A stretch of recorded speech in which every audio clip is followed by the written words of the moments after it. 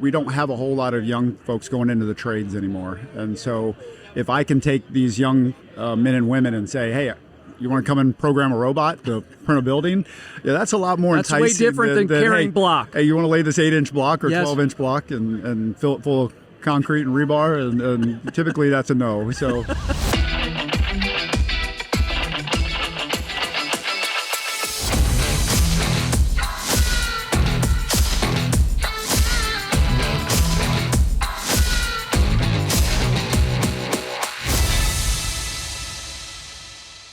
I want to pick up our conversation. We cheated. We had breakfast this morning, not really to prep, but just to have breakfast. Right. I want to talk about 3D printing first. Okay. I do, but I want to go back to that conversation because I think that's really, really important stuff for the industry. Okay. Because we were talking man to man, parent to parent. Yep.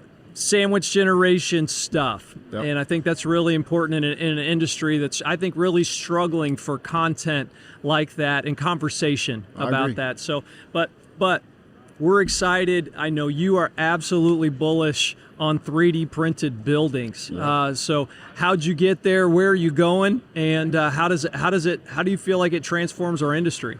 So how I got into it, actually started looking for new technology for, in an industry that doesn't move the needle very often in technology. I had put out to one of our consultants to let's go start attending technical conferences, and let's go find the next big thing in construction. So started down the road. And, where do you even go to look for the next big thing? Well, there are some industry, this technology wasn't there, let's just say that. This was completely came out of left field.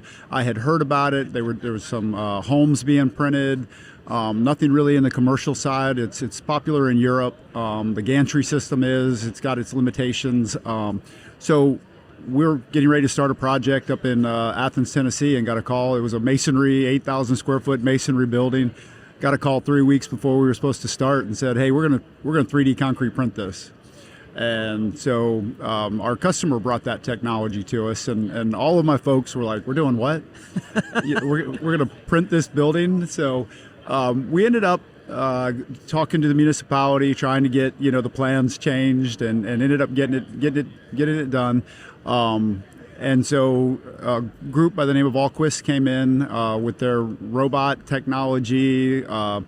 And it's not just the robot itself, but you got to have the proper mix, and then of course you've got conditions. You got to execute it. Yeah, 150 degrees on the slab in Athens, Tennessee, and you're trying to figure out how to get concrete through a hose, so you can print it. I've seen that to be a problem coming out of the mixing truck, much less through a garden hose. I know it's not a garden hose, but it's similar, but yeah. So the beautiful thing about that job, it didn't go well. It took 41 days to get the walls printed. It was the largest structure ever printed in the U.S., 20-foot walls, but luckily our customer let us kind of fail forward on it. So, and I remember being on the slab at 10 o'clock at night, and finally when we got that technology working and we could see how productive it was, I had my aha moment and I said, this is going to work.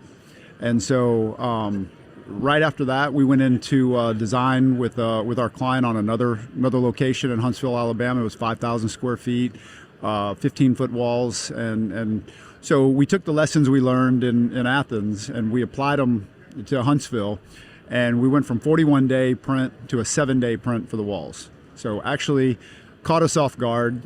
We said there's no way you're going to do this. We thought we were going to cut it in half at best. Yeah, and or at least hit the schedule that we gave the customer.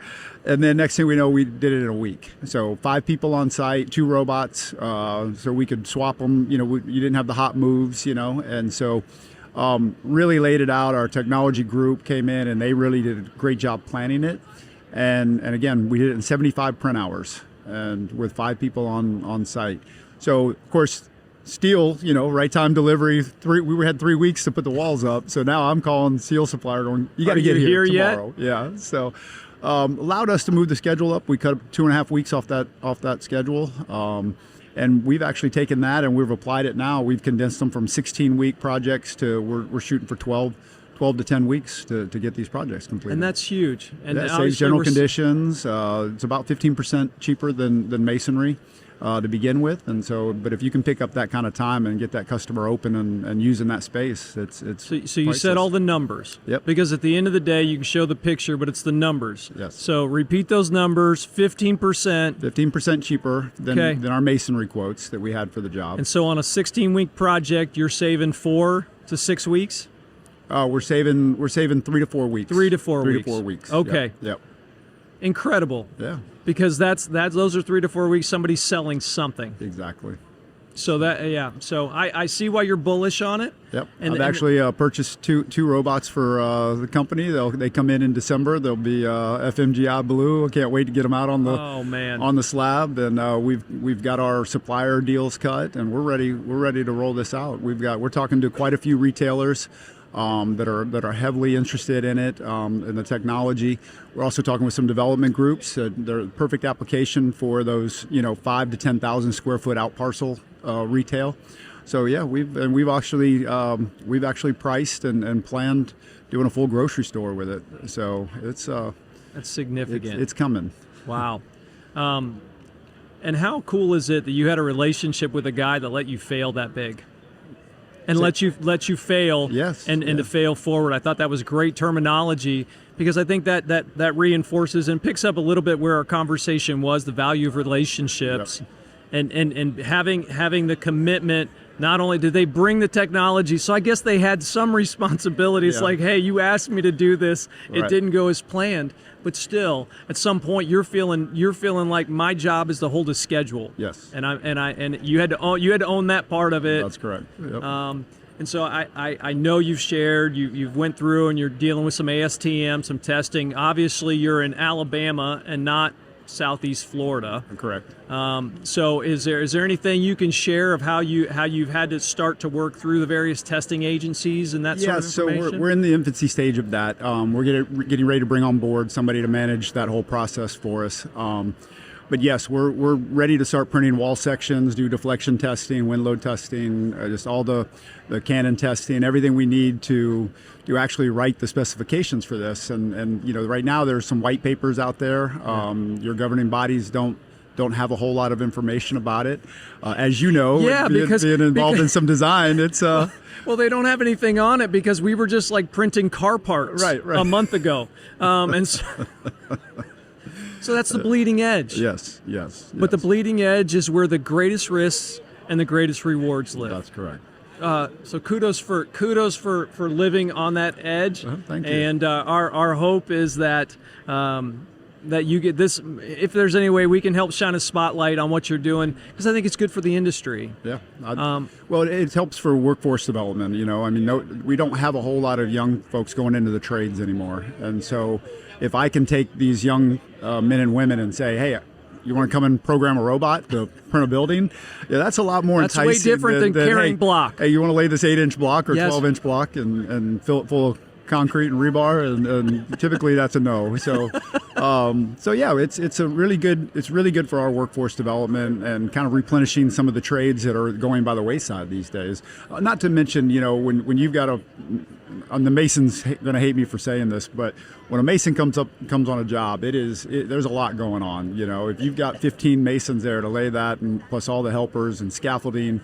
There's your risk management portion of it, your OSHA violations. You've got to have that competent person on site. Where we've got this robot, we've got it on rails, and it goes up and down, and we're using scissor lifts, and we've eliminated a lot of those safety risks. So. And that is obviously the argument is you're taking all my jobs and different things like that. We have those same conversations with some of the automation and different technologies that we use to prepare plans. Yep. And so that's obvious. But that's been an issue since somebody created a wheel or an assembly line. Yep. Right. That's just how the world moves. All right. I wanted to have that because I think that's industry talk. Yes. Another big component of what we're trying to accomplish here is professional development, leadership, growth. There's a lot of college students at this conference. Our industry's getting younger. And so as a couple of more seasoned guys, have some kids. We've got some long-standing marriage relationships, Yep. and we're driven as hell Yep. to accomplish and conquer the world. So this morning we were talking about how to work-life balance is a lie. Yes. Lie. So tell the audience the story of how your wife is calling you out and what she called you, because there's guys, I'm sure there's women that are getting this message from their husband today. What?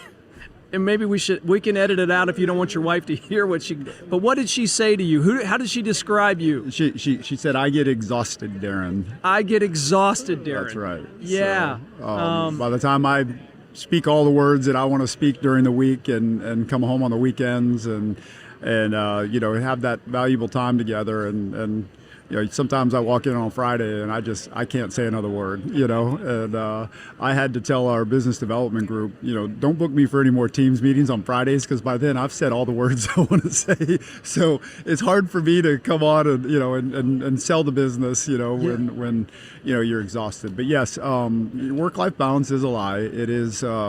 You've got to get comfortable being uncomfortable, but you used it perfect. You got to have that countermeasure and that counterweight. You got to have that release. Otherwise, as you know, we've seen it throughout the industry, the burnout, the health issues. It takes a toll on you after a while. So you've put the health things on steroids. I'm not saying that Darin's on steroids. That was a reference point, but obviously you've taken your health really and made it an important part. So tell the audience, what are some of the things that you do to try to maintain health in a very stressful environment? It's trying to run and grow a business. Yeah. So that is my outlet. That is I try to play golf here and there, but that is something that I'm dedicated to every single morning. Whether it's a lift day, cardio day, or a day off, I try to get some sort of activity in, and it's my time to myself. I get up super early, and so I'm usually out the door by 4:30 for a walk, and listen to any type of good business podcast, some health podcasts. Just trying to pick up nuggets of what's out there in the world, and take those lessons and apply them to what I'm doing. I like to lift weights in the morning, sauna, everything I can do to be the best version of myself, and not end up exhausted, Darin. So, but it is my outlet. It is my way of, I've got 2 to 3 hours in the morning. That's just my time. Start my day off. I try to read at least one chapter of a business book. And just try to get the mind working, and it really has paid dividends. We have a saying around our office that I'm hard to keep up with, and so it's paying off for me from a physical standpoint, so, and a mental clarity. So. More and more people that I talk to, everything you just described, and it doesn't really matter whether it's at the gym or whether it's reading or what it is. It's about mentally for me. It's about discipline. Yeah. I listened to John Maxwell, who's actually in town. We got several people at his conference across the street. I'm sure having a great time with 1,000 other people listening to The Godfather. But he said that I can't remember exactly the things that he does, but there's 3 things, and one of them is write. I write every day. Yeah. And they're like, John, well, what about on Sunday, or what about on the holiday? What about? I write every day. Yep. And I think one of the keys to success is that discipline. It doesn't matter necessarily. I think health is a big deal. I think I run for clarity. Yep. There's an aspect of physical health, obviously, but I have a better frame of mind, and I'm not an angry. My wife doesn't get angry, Nathan. Yep. Angry Nathan shows up when he has not had that outlet that sometimes feels like physical pain. Like if I put my body in physical pain, I'm less angry. But have you ever regretted coming back from your run? Never. Never. That's right. There was this one time. I was.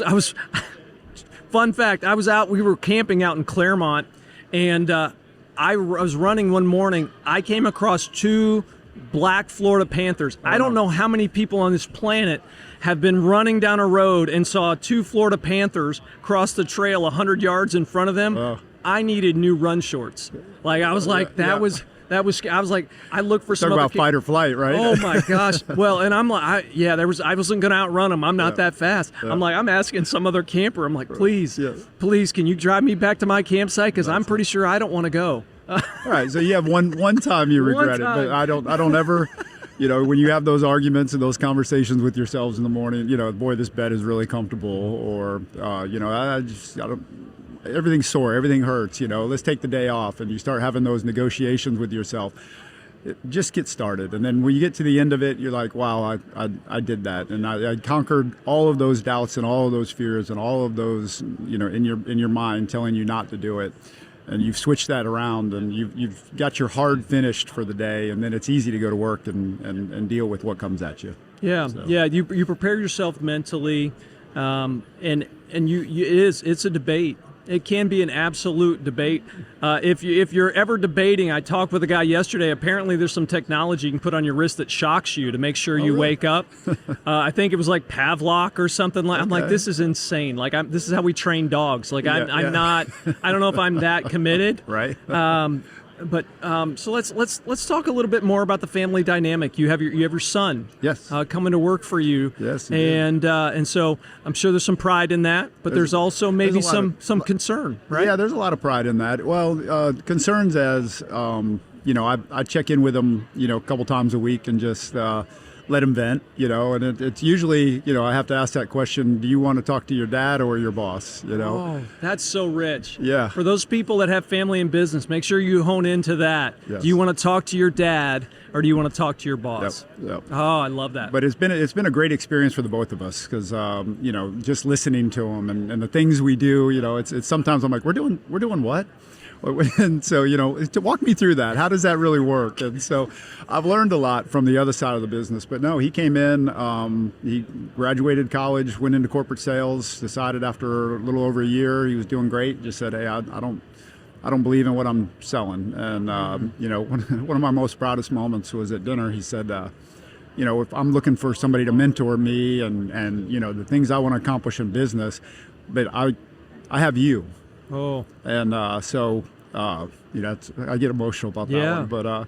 But so it's been great. He came in and I said, well, you're going to call our director of operations, you're going to call our VP of construction, and talk to them about what your future and your growth looks like, and you're going to work for them. And so it's he's taken the bull by the horns, and he's learned so much, and he's just a sponge, and he's just it's incredible to I have wonderful kids. My wife did a fantastic job raising them with me, with exhausted while Darin. you were exhausted, Darin. Darin. Yeah. I give my wife a lot of credit, but she also gets to take the blame. Like I committed to teach them how to armpit fart, and they can do that really, really well.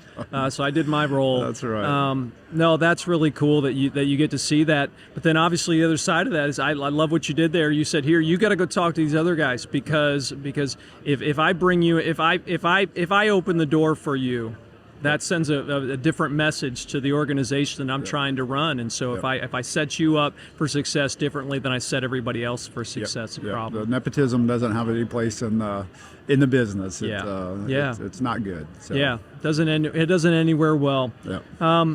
No, these are the last kind of piece that I think is important for us to talk about. John Crossman yesterday at the Higher Call Prayer Breakfast. He talked about the fact he gave a couple at the end. I can't remember all of the points, but he said you need to go get a physical, annual physical. Keep your health in order, and he talked about exposing your feelings. He was very transparent about a dark season of his life. Incredibly empowering for a leader in the industry to stand there in front of a group of 80 or 90. Type A personality, driven to the hilt, probably running themselves into the ground for success, business, and to sit there and go, "Yep, this is how I broke. This is when I broke, and this is how I walk through that." And you shared with me this morning. You've got your physical coaches, but you've got a mental coach that reach out, and he said the same thing. So talk about the value that you get out of that relationship. Well, it's a different look at what's going on in my life, right? So everybody friends, family, there's an emotional involvement, and they're all looking out for our relationship. And so being able to have somebody that's outside of my day-to-day business, just knows what I've told him, is an incredible thing to be able to just talk and understand the things you're going through. And I can't a lot of times go to my friends and say, boy, I'm having this problem at work, and you ran out of words by the time you got home. Exactly. So having somebody that's just a third party that has seen it, has worked with successful men, and so it's really, I get a lot of great advice, and again, it just gives me that outlet to be able to say, hey, this is what I'm going through, and the decision is ultimately mine, but the way he helps steer me to look at everything and the whole aspect of that decision versus just acting emotionally, and it's changed the way that we have a running joke in the company that when I get upset, I go Red Ross. And so I used to be a redhead before it all turned gray. And so I have that redhead temper. And Got it. It takes a lot to get me there, and I don't do it very often, but when I do, it's my wife calls me the flamethrower. I scorch earth, So No, we know all the right words. Yes. We know all the buttons. How long have you been married? 29 years. Yeah. Just celebrated 25. Yeah. And so all the buttons. Yes. And you know how to choose which ones to push, the ones that really, really hurt. Yep. And yeah. So that's learning those things by talking with somebody and going, okay, how do you help me process this? Exactly. Because I can't that, and then you get those emails from a client or something, and you're why are you sending, the reaction is, I really want to say something here and fire this off or defend my folks. But it's allowed me to put myself on the other side of that email and why, understand why it got sent. And that's the one thing I try to bring to my folks is, before we go responding, let's try to understand what the customer is trying to convey to us. They're obviously not happy. And if we just react and defend ourselves, all we're doing is adding fuel to that fire. And how do we look at it from their side, break down the problem, and then let's come up with a solution versus, otherwise you lose 24, 48 hours of just a back and forth, and when you could have probably accomplished whatever they needed and correct that issue and in a timely fashion. So yeah, one of our rules of engagement is assume positive intent. Yeah. And so whenever we have a conflict inside of our organization, we start with the assumption it's not meant to harm us. Right. It's based from a positive intent place, and when we go through with that filter, we usually get to a better ending. Yep. I agree. Well, I appreciate your transparency. Yeah, I absolutely appreciate our time together and being able to highlight what's a great, I'll say great man, great father, great husband, or in training. I'm sure your wife will figure out how to get you right over in the next 20 years. But wonderful organization, obviously bullish on some great technology. I think it's going to be a part of the transformation of our industry. I So thanks for sharing some detail today and spending some time. Anytime. I appreciate it. Thanks for having me.